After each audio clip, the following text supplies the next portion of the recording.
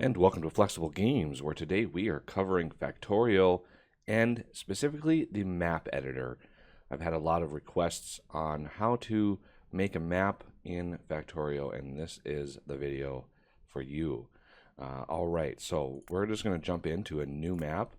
So the preset, this pretty much the general settings on, how do you create a map. And the first step here is pretty much the same as a random. So it just gives you a, the basic settings for a world.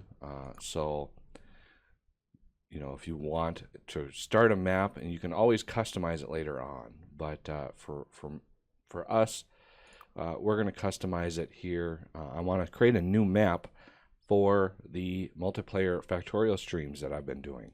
So the map seed, we're just going to use like 5, 5, 8, 6, 6, 7, 9. So just a random number in there. And if you want to generate the same map, 5, 5, 8, 6, 6, 7, 9 is the map. Now resource settings, we are going to actually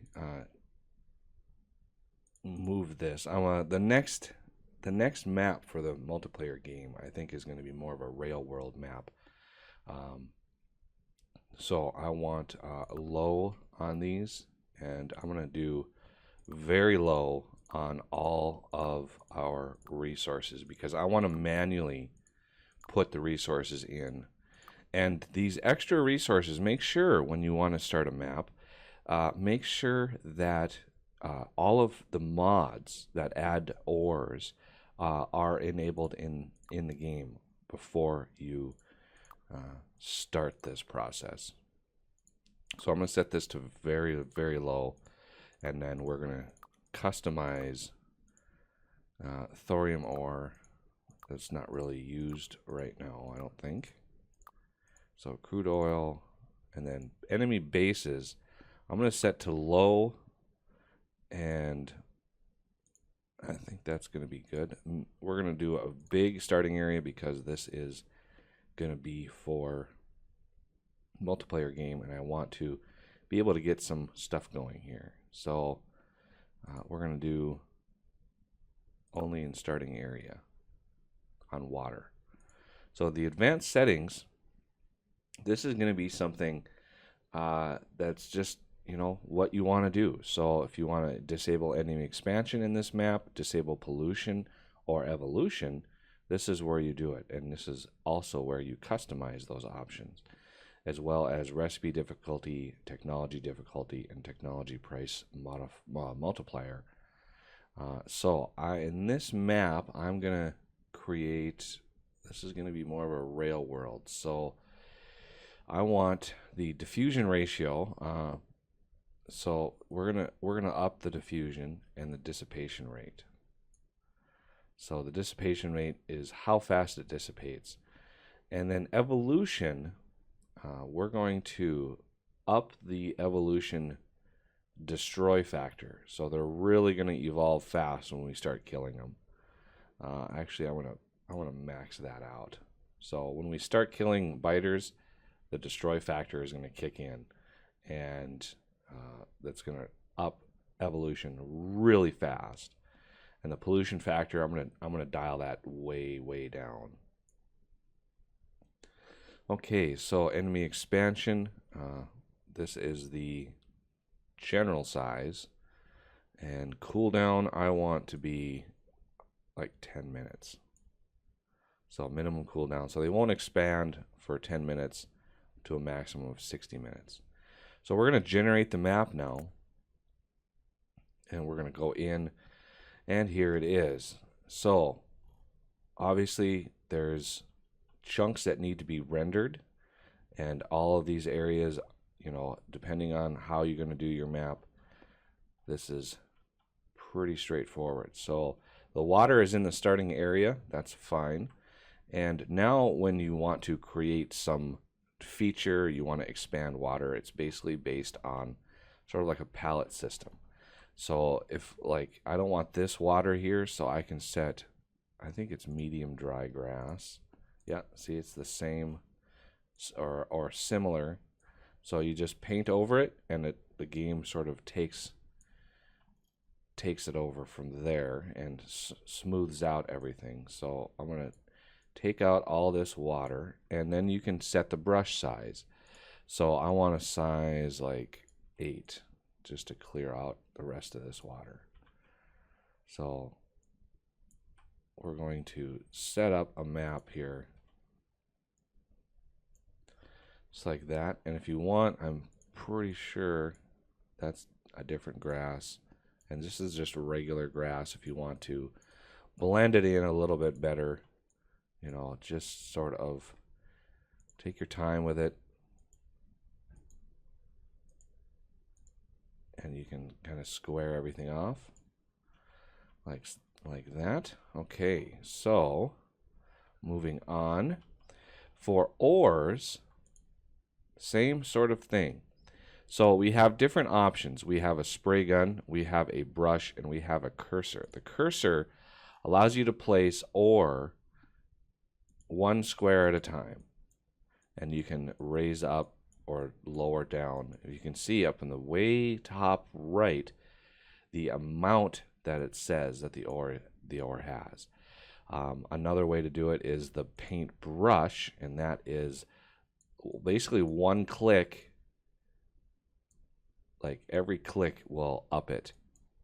But the spray gun, if you hold down the mouse button, you can see it going up like that. If you want it to go up faster, the intensity is how much it goes up per second or per tick, and so that is going to go up way faster. And the speed is how fast that goes up. So you can really get a lot of ore. If you want to clear the ore, okay, if you want to clear it, use the right click. Right click will clear it all out, and depending on your speed and intensity, you can pretty much clear a vein really fast. So I want to do a square, and I want to do like 50. So this is how I made those squares of ore on the Uber or the Extreme Production map. So here is some iron ore. Well, we have coal selected right now, so we actually need to go to iron ore and right click, and it gets rid of everything. That is tin ore, and that is there's a lot of ores in Bob's Mods. So that right click, left click trick also applies to trees. So if we want to get rid of decorations, that is a entity. So the same brushes apply here. So if we do square, we do, let's lower that size down. I don't want to get too big. The intensity and speed. Now we can place trees or remove trees. So there's a tree removal right there. Just absolutely devastate that forest.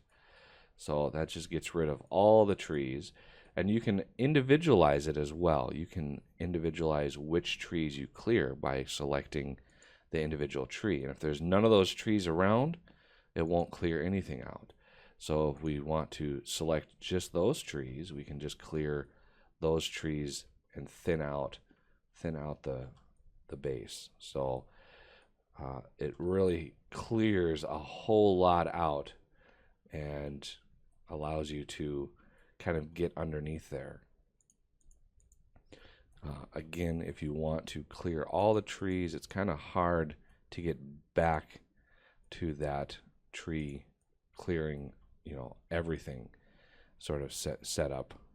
So once you select an individual tree, it's going to be a little harder to get rid of all of the trees that you want. Now, here's the difference. Entities and items. Okay, entities are things like buildings and stuff that are placed on the ground. So here's an example of an entity, and I want to do a cursor this time. I don't want to place a huge, 50 by 50 grid of belts. So, hitting R rotates them, and then you can place them on the ground, and that places the entities. Now, if you want to place items, same sort of thing, only you're going to place the item on the ground that you can pick up by walking by it. And so that is the trick to getting rid of, dropping stuff on the ground. Maybe you want some starting resources or starting machinery that you just want to pick up on the ground. And so you want to use the items label for that. So to get rid of these, you just mouse over and hit X. Gets rid of those. Same with the entities. So that the X key gets rid of all that, as well as you can get rid of rocks if you really want, or you can place rocks. It's all up to you how you want to go forward. Now, to really enable the game and allow people to join in, you're going to want the forces. You're going to want this generic spawn point, and this will dictate where people will spawn in the world when they load up the map. And so if we want to put a spawn point right there, you're good to go. So that tells the game right here is where we want to spawn. And then the surfaces, this is more advanced, and I would recommend avoiding that right now, because like the Factorismo mod uses the surfaces feature of the game to allow you to like walk into a building and have a completely different surface to manage. So cables, I mean, you can run cables if you want. You can really set up the map to start things out, and once you're done, you can save your map, and you can save it. Say, I'm going to save this one as multiplayer rail world, and that's saved, and that's going to be in your scenarios. So if we exit, so we go play scenarios, and there it is, multiplayer rail world, and we can create that, and you're jumped right in to where that spawn point was, and you're ready to play the game, ready to test your map, all of that kind of stuff. If you want to go back and re-edit, you can load the map and hit the rail world and load, and it will load you back up into the map itself and allow you to continue editing it. So you can kind of test and play and test and play, and go on, just kind of take care of business that way. Okay, so you can also place this out of map label, and that basically creates a void that is, you cannot fill it in, you cannot walk there, you cannot do anything with it, and it's an unusable section of land. So just be aware that you see a lot of crazy maps that have weird patterns. They're using that out of map. It's basically a void where you cannot use it at all. So that takes care of the map creation, saving, and loading. And if you want to save or send the map to other people, it's in your app data roaming Factorio scenarios folder. And once you save that map the first time, that scenarios folder will exist. All right, well, that takes care of map creation. And I thank you for watching, and I will see you next time.